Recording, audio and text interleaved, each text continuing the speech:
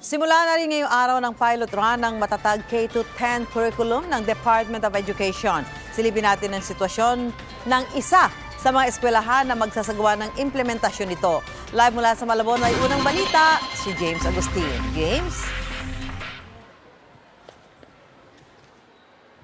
Susan, good morning. Isa itong Tinajeros National High School sa Malabon sa 35 eskwelahan sa buong bansa kung saan sinimula na nga ngayong umaga yung pilot test ng matatag curriculum ng Department of Education.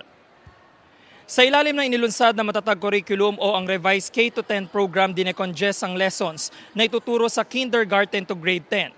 Mula sa 11,000 learning competencies ay naging 3,000 na lang ito. By phase ang implementasyon nito hanggang 2028. Sa school year 2024 to 2025, ipatutupad na ito sa kinder, grade 1, 4 at 7. Dito sa Tinajeros National High School, lahat ng 19 sections ng grade 7 ay kabilang sa pilot test. Nasa 681 na estudyante yan. 37 teachers naman nila ang sumailalim sa ilang buwan na training. Ayon sa principal, hindi naman mababago ang oras ng pasok ng mga estudyante. May mga inadjust lang tulad halimbawa sa values education na mas mahaba na ang inilaan na oras ngayon. Nagdagdag din ng learning competency sa science.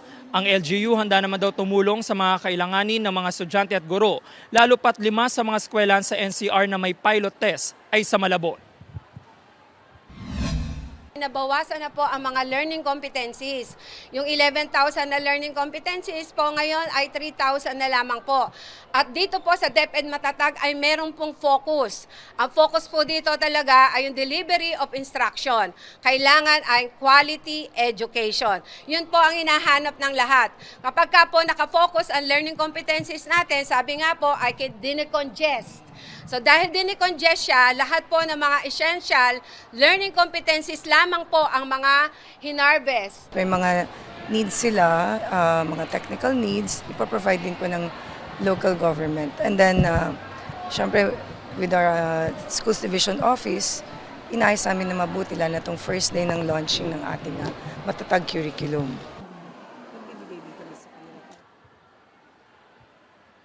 Samantala, Susan, ongoing ngayon yung klase hindi lamang doon sa grade 7, maging doon sa ibang grade level dito sa Tinajeros National High School. At matapos pong isang linggo na pilot test nito matatag curriculum, ay magkakaroon daw ng assessment ang DepEd maging ang LGU ng Malabon.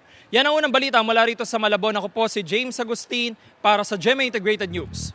Mauna ka sa mga balita, bisitahin at mag-subscribe sa GMA Integrated News sa YouTube. Sa mga kapuso abroad, samahan nyo kami sa GMA Pinoy TV at sa www.gmanews.tv.